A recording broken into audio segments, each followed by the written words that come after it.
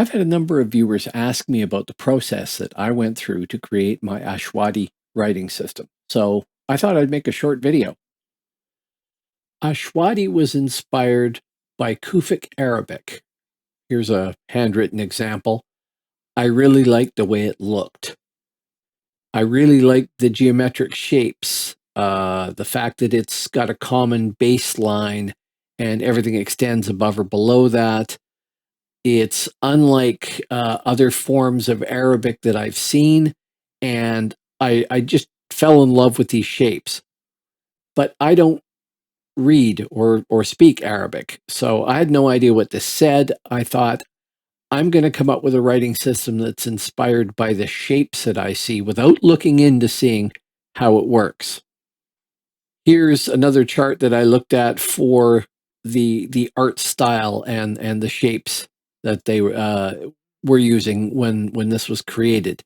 My first effort was not that inspiring.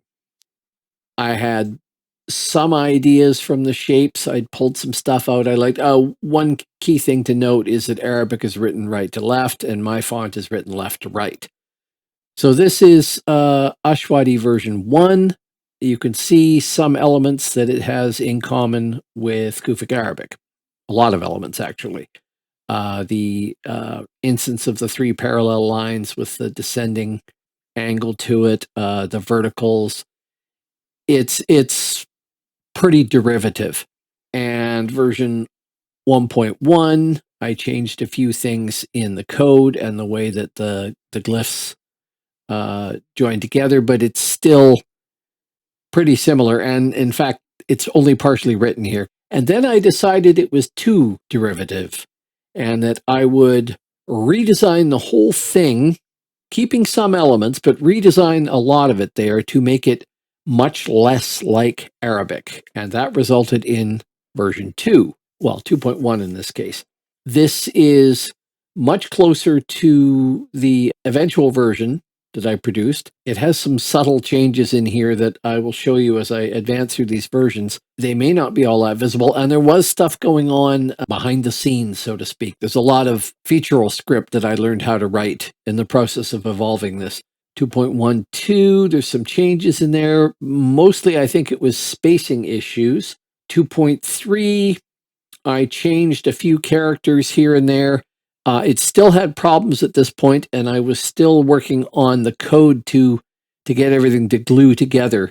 2.4, no, neither of those changes have occurred, but some other stuff has happened in there. 2.5, I fixed a problem with the vowels and the spacing. I also changed a few glyphs that should be on screen here. The M changed to a more standard P shape. I may still change that again.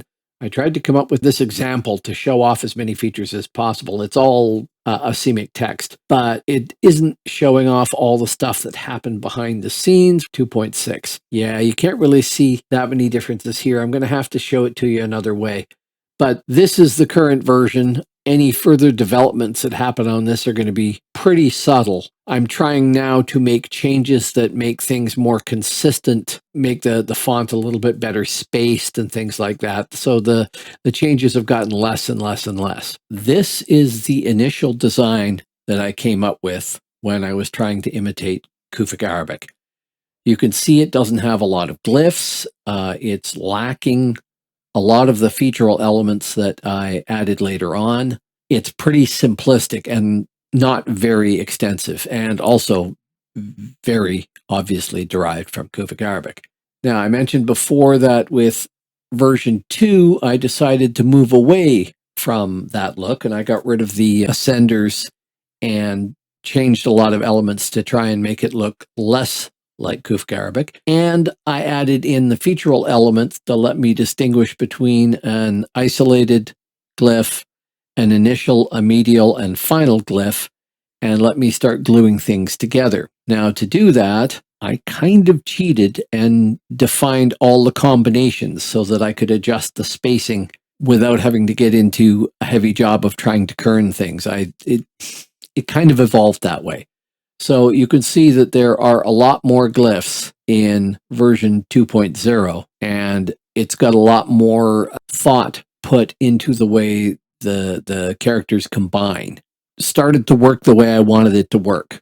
Now, with the final version, we still have all of those characters. Actually, quite a few glyphs have been added that weren't present before, although you won't notice that in this sea of glyphs. The NG glyph here, I think, is new. These down here, KW combinations, short and long vowels, KHN initial there, and this in here was added somewhere in there, ND combination, NT combination. All of these things got added in over time, and I am, I think, finally done in actually adding glyphs. I probably shouldn't say that because I inevitably go back and tinker with it, but I think it's mostly done. Along the way, I've created a number of shapes that I am supremely pleased with. One of the first is the symbol for N or NG. Those two I'm really happy with. The combination AQ, I really like the way the hooked element on the Q looks. KNA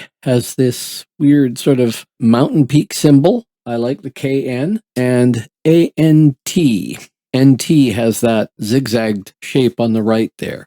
I'm really pleased with all of these. I like the whole script that I've evolved, but some shapes really, really appeal to me and make me quite happy, and these are some of them. I find that the nature of a writing system is pretty heavily defined by the syllable structure of the language that it's being used to record.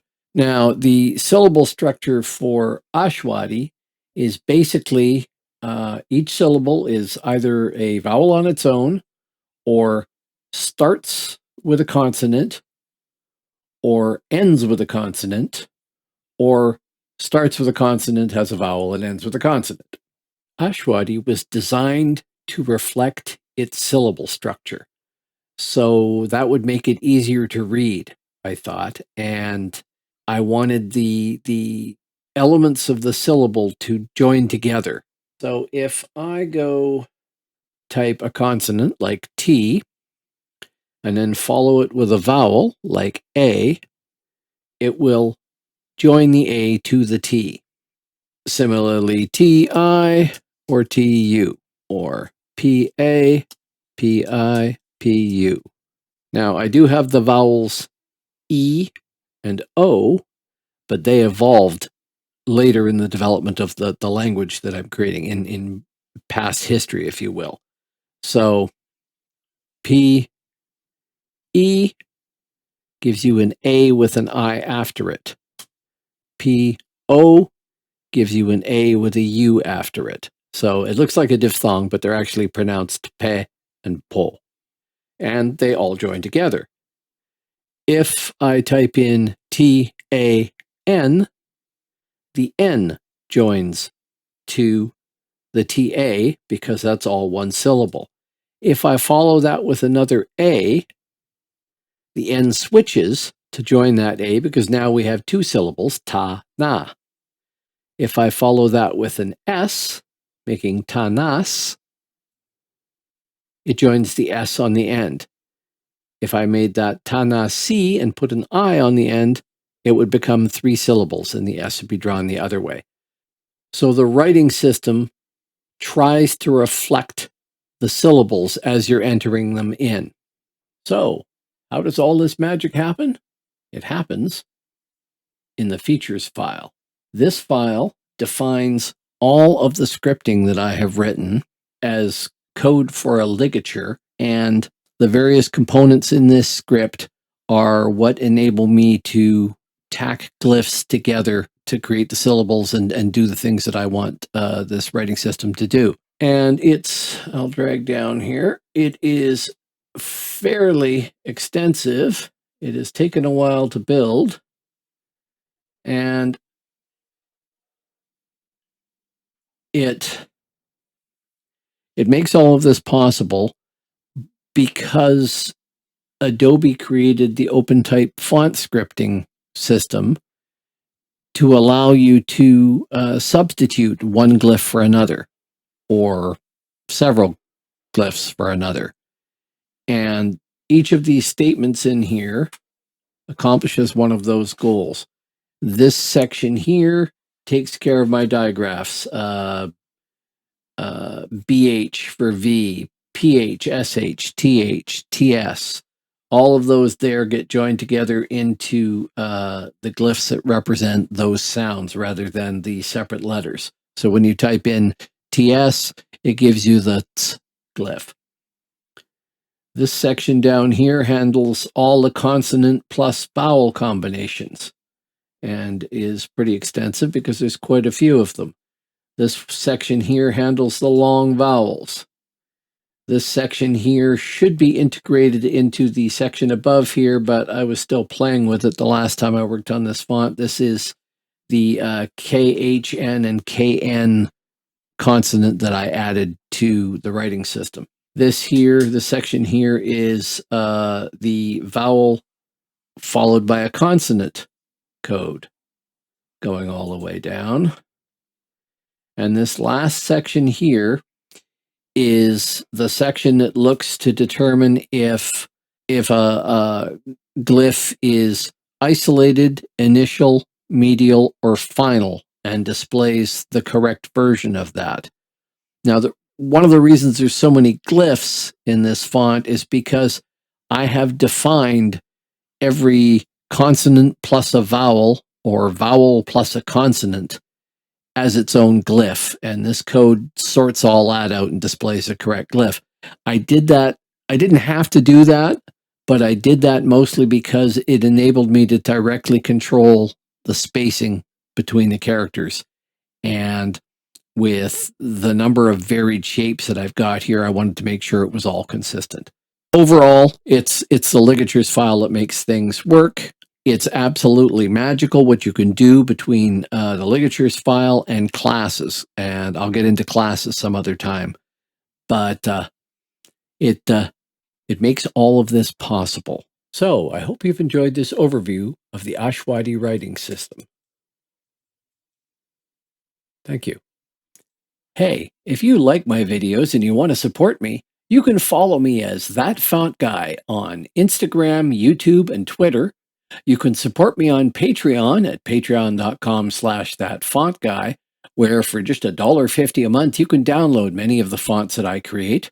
Or you can even buy some merch at thatfontguy.redbubble.com.